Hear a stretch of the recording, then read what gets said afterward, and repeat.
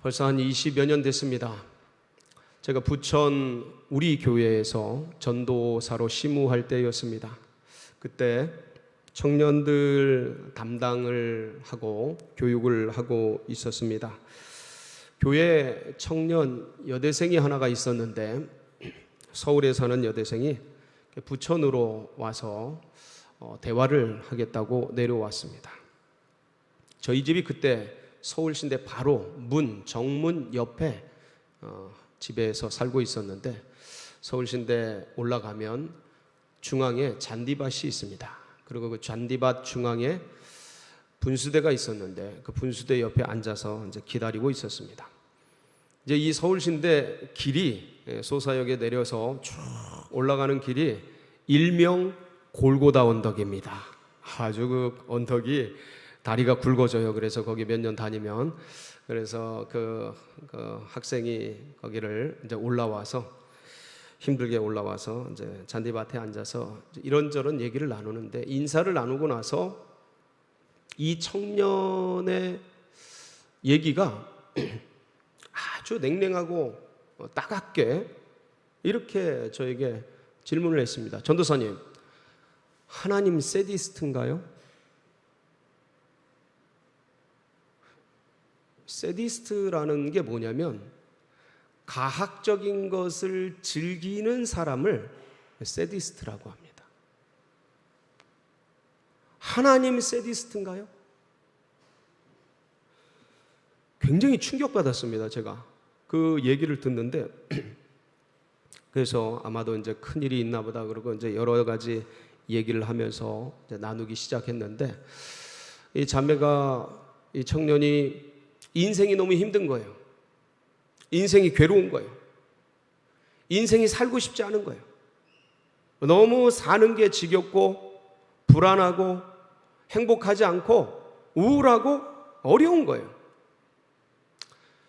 이 자매는 서울의 중산층쯤 되는 그런 가정이었습니다. 못 사는 가정이 아니에요. 아빠가 그 당시에 제가 기억하기로 교감 선생님이었으니까 그렇게 어렵지 않은 가정이었고, 중앙대를 다니는, 유수한 대학에 다니는 그런 학생이었고, 그래서 그렇게 고난이나 어려움들, 고통들이 많으리라고 생각하진 않았는데 뚜껑을 열고 얘기하는데, 그러면서 하나님이 왜 나를 만들었는지 모르겠고, 왜 나를 태어나게 했는지, 왜 나를 이렇게 존재하게 했는지 모르겠다고, 내가 이렇게 힘들 걸 아시면서 하나님은 왜 나를 만들었냐, 왜 태어나게 했느냐, 왜 힘들게 내가 이렇게 살 걸 알면서 왜 나를 존재시켰냐라는 거예요. 하나님 세디스트인가요? 내가 이렇게 힘들고 고통받고 어렵게 살 걸 알면서 왜 만드셨냐라는 거예요. 논조가 그거예요. 논조가. 그러면서 그 얘기를 쭉 해나가는데, 나중에는 이 얘기까지, 오늘 본문의 얘기까지 나온 거예요. 하나님, 인간이 죄 지을 걸 알면서 왜 선악과를 만들어서 이렇게 힘들게 하냐고, 인생을. 아니, 하나님 모든 거 다 아시면서 하나님이 선악과를 만들면 인간이 따먹고 죄 지을 걸 알고, 그 죄 때문에 수많은 고통과 아픔과 죽음과 모든 것들이 올 거를 아시면서 왜 선악과를 만들어서 인생을 이렇게 힘들게 하고 죄짓게 만들고 어렵게 만들고 괴롭게 만드시냐라는 거예요.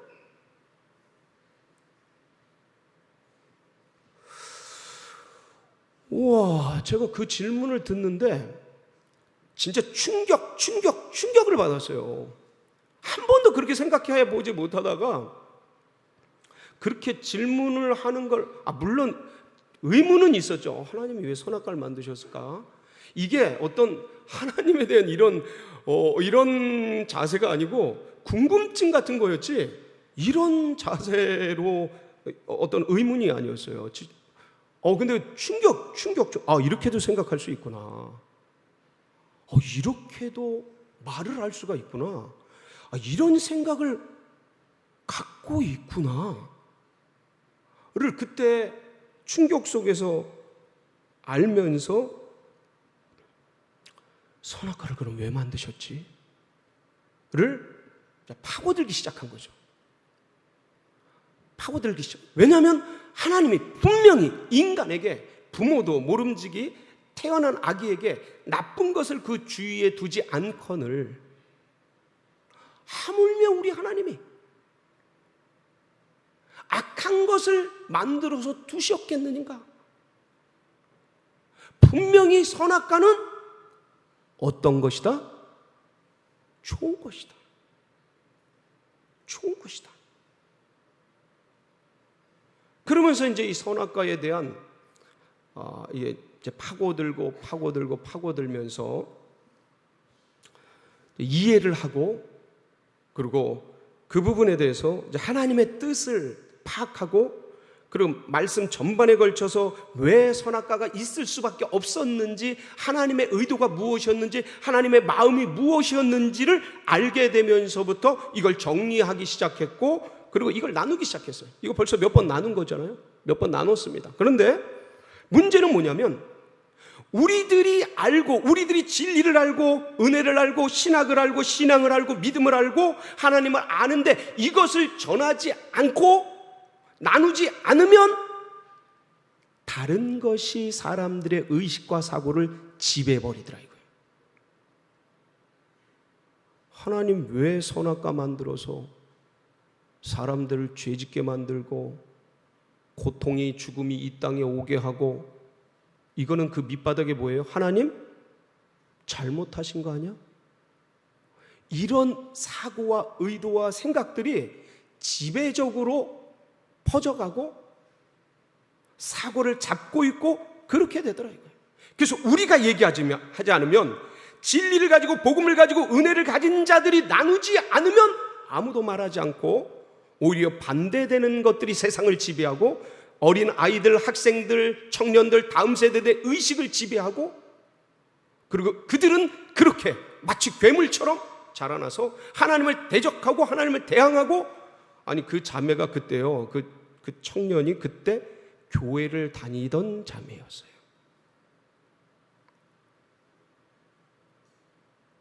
그런데 그렇게 생각하는 거예요. 그렇게 된다.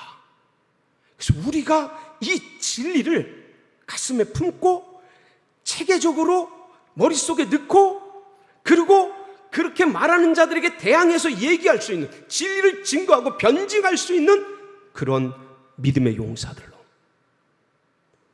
삶을 살아갈 뿐만 아니라 이런 것들에 대해서 이렇게 얘기할 수 있는 주의 복병들로 여러분 모두가 주님 앞에 자리 잡고 믿음이 성장하고 언어가 성장하고 은혜 가운데 나아가는 그런 복된 성도님들 다 되시기를 주의 이름으로 축원합니다.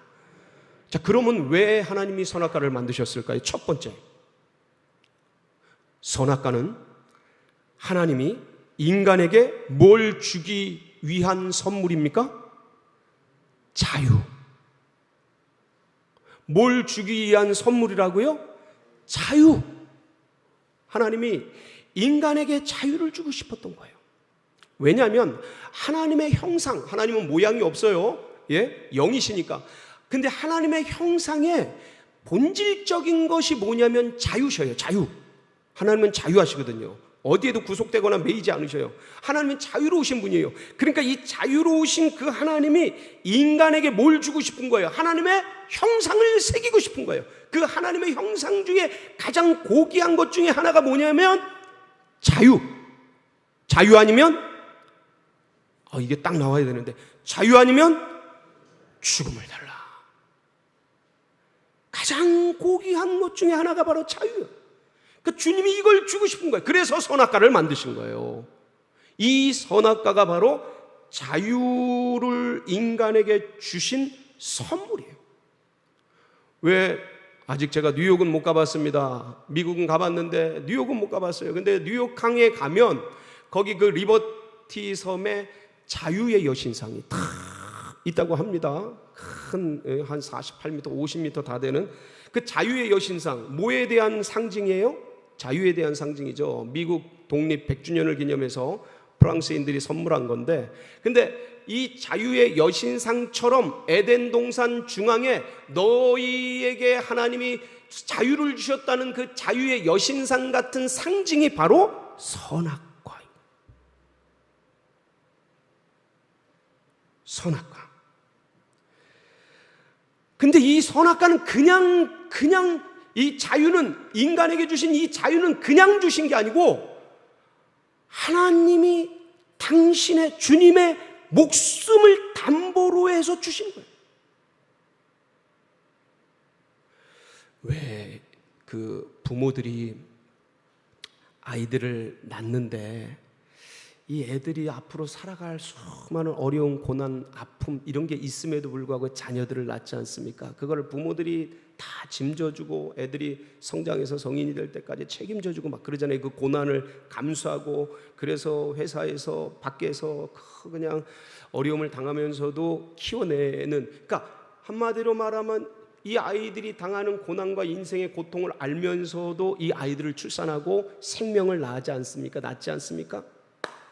바로 그거예요.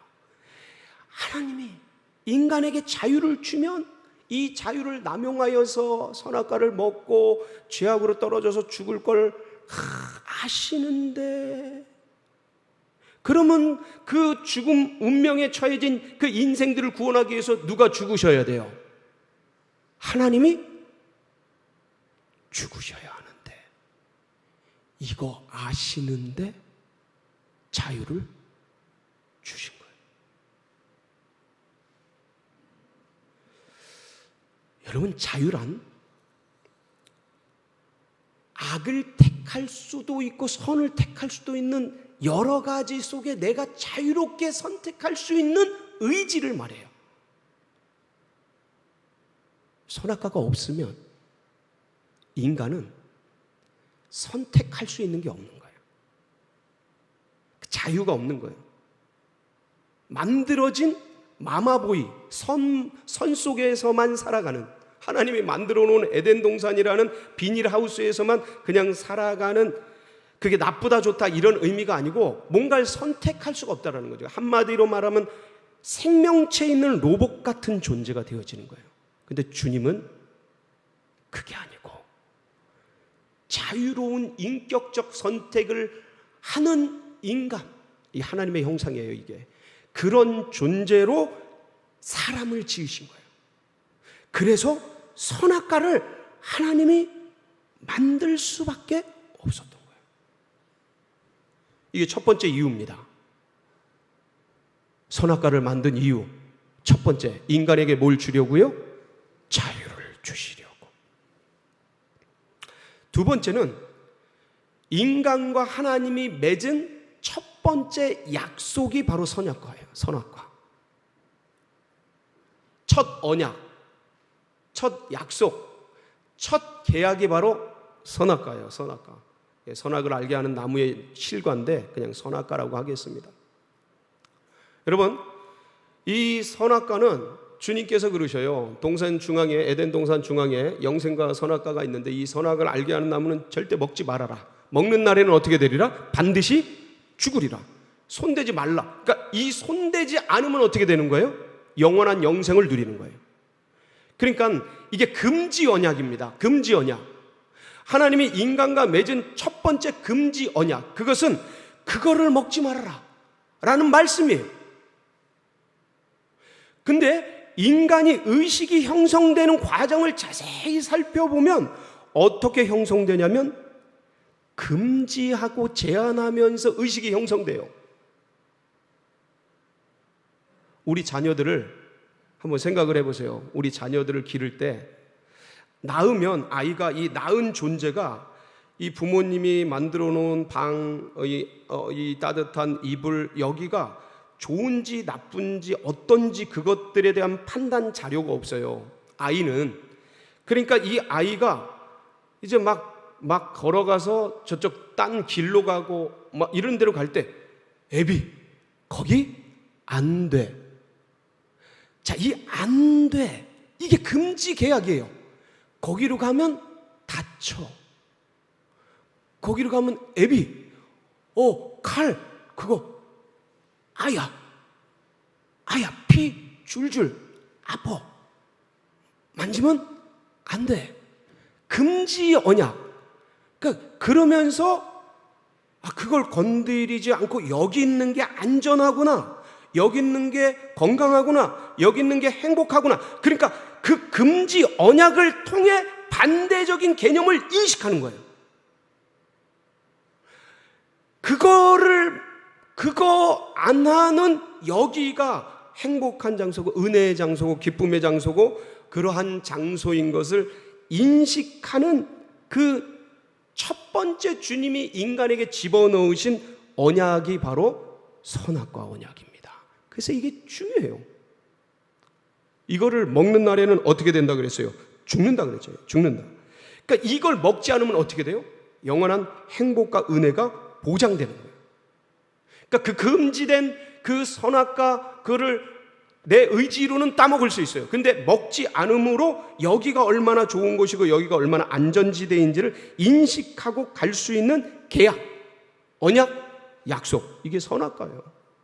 그러니까 참 자녀들에게는 행복한 그런 것이죠. 그것이 이 선악과가. 마지막 세 번째가 뭐냐면 이 선악과는요, 창조주와 피조물을 인식하는 경계선이에요. 경계선. 무슨 말씀인가 하냐면 이 경계선이 없으면 이건 중앙선 같은 건데 이건 생명선이란 말이에요. 죽어요. 없으면. 무너져요. 깨져요. 그래서 차들이 다니는 경계선, 이 중앙선이 없어지면 이게 이 차들이 막 부딪히지 않겠어요? 그것처럼 하나님과 창조주인 하나님과 인간인 피조물의 경계선이 뭐냐면 선악과인 거예요. 선악과를 보면서 하나님이 따먹지 말라 그랬지. 나는 피조물이지. 하나님 창조주이시지. 저건 경계선이지. 저건 건들면 안 되지. 그거를 생각하고 인식하면서 자기가 어떤 존재인지를 파악하는 정체성을 확인하는 거울입니다. 이 선악과가. 그게 없으면 인간이 자기가 어떤 존재인지를 인식할 수가 없어요. 결국은 이걸 건들면서 하나님처럼 되어버리는 그런 우를 이제 범하게 되죠. 근데 그걸 통해서 나는 이 선악과를 통해서 나는 어디로부터 와서 그리고 이 땅에서 무엇을 하면서 그 다음에 이 어디로 가는지 그런 모든 것들을 파악하고 알 수 있는 경계선인 거예요. 정체성을 확인하는 그런 안전지대가 되어지는 거죠. 신과 인간을 구별하는 선. 여러분 우리가 사회생활을 하다 보면 어느 때는 직장이나 이런 데 가면 선임들도 있고 후임들도 있고 그래요. 그러면 그 위에 상사들과 나와의 어떤 보이지는 않지만 경계선들이 있어요. 그거를 침범할 때 상당히 어려워하고 나도 내 후임들이 내가 고유하게 해야 하는 그런 일들을 침범당할 때 어때요?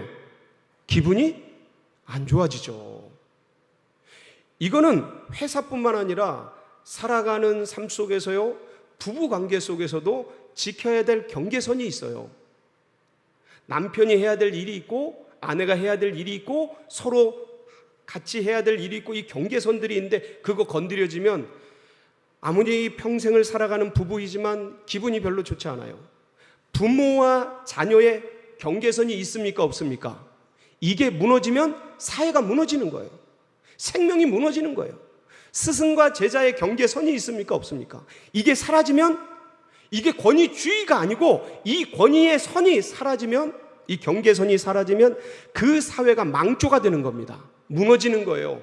겉으로는 삐까번쩍한 것 같아도 속으로 썩어 들어가는 거예요. 나무 밑둥이 썩는 줄 모르고 밑바닥 사회 구조가 썩는 줄 모르고 어느 순간 와르륵 하고 무너지는 거죠. 이 보이지 않는 경계선, 그게 바로 이 선악과입니다.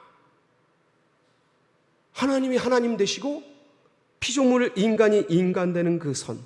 그러니까 이 경계선을 통해서 자기 인식을 하는데 이것이 마치 이것은 자기를 보호해주는 선이 되는 거예요. 생명선이 되는 거예요. 산모에게 연결된 아기의 탯줄 같은 게 바로 이 선악과입니다. 근데 아기가 이게 아우 귀찮어 이거 자꾸 나를 구속하고 억압하고 나를 묶어오고 딴 데로 맘대로 못 가게 하는 것 같아. 그리고 이걸 탁 끊으면 어떻게 돼요? 이 탁 끊는 거, 이게 선악과를 먹는 거예요. 아기가 엄마의 탯줄을 끊어버리는 거, 이게 선악과를 먹는 거라니까요. 그게 생명선인데, 그게 나를 진짜 자유롭게 해주는 선인데, 그게 나를 보호해주는 행복선인데, 이게 이 뱀의 얘기를 듣고 이게 갑자기 귀찮아지고 이게 날 구속하는 것 같고 억압하는 것 같고 끊어버린 그래서 그걸 먹어버린 그 사건. 다시 말씀드리면 우주에 가면 우주정거장이 있어요. 그 우주정거장에 뭐가 고장나면 우주인이 우주복을 입고 밖에 나가서 그걸 고쳐요. 근데 그때 그냥 나가지 않고, 왜냐면 무중력 상태라 그냥 나가면 그냥 날아가 버리니까 여기에 선을, 이렇게 우주선에 이렇게 연결한 선을 가지고 이렇게 나갑니다. 그걸 뭐라 그래요? 생명선이라 그래요. 근데 우주인이 이거 귀찮아. 나 이거 구속하는 것 같아. 이러고 이걸 끊어버리면 어떻게 되는 거예요? 우주를 마음껏 유영하고 다닐 수 있죠. 그게 자유일까요? 그게 죽음이에요. 이 선을 끊는 게 바로 선악과를 먹는 행위였어요. 이처럼 하나님께서 인간에게 참된 자유와 행복을 주시기 위해서 선악과를 주셨어요. 그런데 인간은 뱀의 유혹을 받아서 어떻게 됩니까? 그걸 따먹고 말죠. 죄에 빠지고 죽음의 운명 가운데, 이미 죽어버린 그 영혼 가운데 던져지게 돼요. 그래서 이런 참담한 어마무시한 죄악과 고통과 어려움들, 사망 권세에 종로로 타는 그 삶이 되죠. 그걸 따먹고 그거 따먹으면 하나님처럼 네 눈이 밝아져서 하나님처럼 돼. 네 눈이 모든 걸 볼 수 있어. 선과 악을 구별하고 모든 걸 볼 수 있어. 하나님처럼 돼. 따먹어. 그 유혹에 넘어간 거예요. 그 보암직도 하고 먹음직도 하고 지혜롭게 할 만큼 탐스럽게 탁 눈이 바뀌면서 하나님께서는 자유롭게 이 선악과를 안 따먹을 수도 있고 생명과를 먹을 수도 있는 이 능력과 권세를 주셨음에도 불구하고 그 자유를 남용해서 결국은 선악과를 따먹고 인생이 무너지게 되고 죄의 종로로 타면서 일생을 불순종의 아들들 가운데 살다가 그렇게 죽어가는 운명에 처해지게 되었던 겁니다. 일생을 탕진하고 세상 헛된 것에 매여서 그 진리가 아닌 지나가는 것들을 그것이 전부인 줄 알고 쫓아가면서 그렇게 살다가 죽음이 다가오는 이 살라고 태어났는데 죽으러 가는 이 불완전한 역설적인 인간의 운명 속에 처해진 그 불안과 두려움 속에 던져진 채 살아가게 되죠.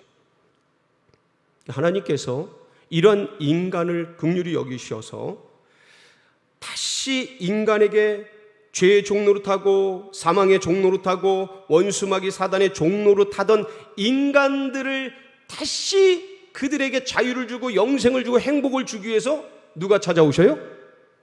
하나님이 인간의 옷을 입고 이 땅에 찾아오시죠. 그분이 누구셔요? 예수 그리스도.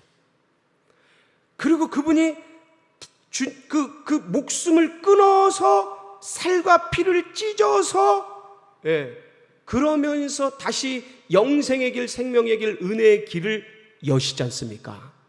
여기서 잘 생각해 보면요, 주님이 골고다 언덕으로 십자가로 오셨던 이유가 있어요. 첫사람 아담은요, 에덴 동산 중앙에 가운데 있는 그 선악과 나무, 선악을 알게 하는 나무 열매를 따먹음으로 죄악에 빠졌어요. 먹지 말라 한 그 열매를 먹음으로 무너지고 죽음 가운데 이르게 되었죠.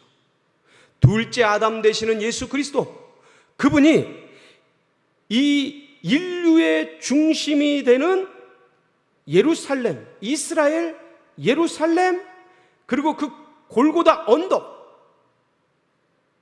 그 골고다 언덕에 선악나무가 아니라 이제 나무 십자가 위에 달리신 거예요. 에덴 동산 중앙에 선악을 알게 하는 나무 실과인 선악과가 매달려 있듯이, 이제는 인류의 중앙인 예루살렘 골고다 언덕의 나무 십자가에 예수님이 달리신 거예요. 이 첫 번째 선악을 알게 하는 나무는 딱 따먹지 말라라는 금지 명령이셨죠. 이제는 이 십자가 나무에 핀 열매는 먹어야만 사는 영생을 누리는 그런 실과가 되었습니다. 이 말씀을 예수님이 친히 말씀하셔요. 요한복음 6장에서, 요한복음 6장 53절로 55절에 보면 이런 말씀이 있습니다. 같이 한번 볼까요? 시작. 예수께서 이르시되 내가 진실로 진실로 너희에게 이르노니 인자의 살을 먹지 아니하고 인자의 피를 마시지 아니하면 너희 속에 생명이 없느니라. 내 살을 먹고 내 피를 마시는 자는 영생을 가졌고 마지막 날에 내가 그를 다시 살리리니 내 살은 참된 양식이요 내 피는 참된, 나를 먹고 마셔라. 그래야 산다.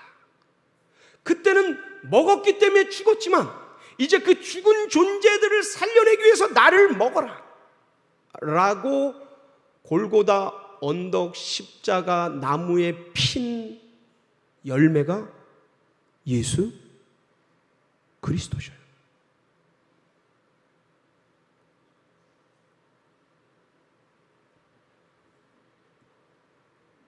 이제는 이걸 먹어야 돼요.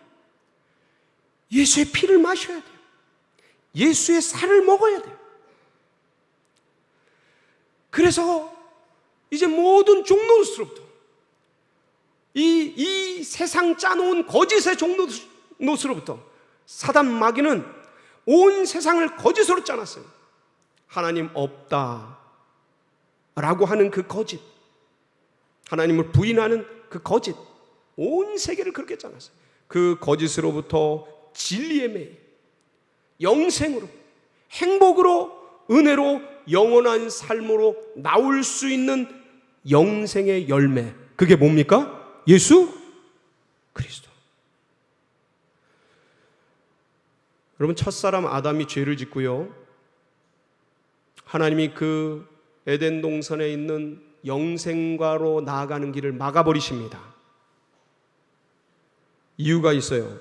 막으신 이유가, 우리 창세기 3장 22절에서 24절 보면 한번 볼까요? 그 이유가 나오는데, 시작. 여호와 하나님이 이르시되 보라, 이 사람이 선악을 아는 일에 우리 중 하나같이 되었으니 그가 그의 손을 들어 생명나무 열매도 따먹고 영생할까 하노라 하시고, 여호와 하나님이 에덴 동산에서 그를 내보내어 그의 근원이 된 땅을 갈게 하시니라.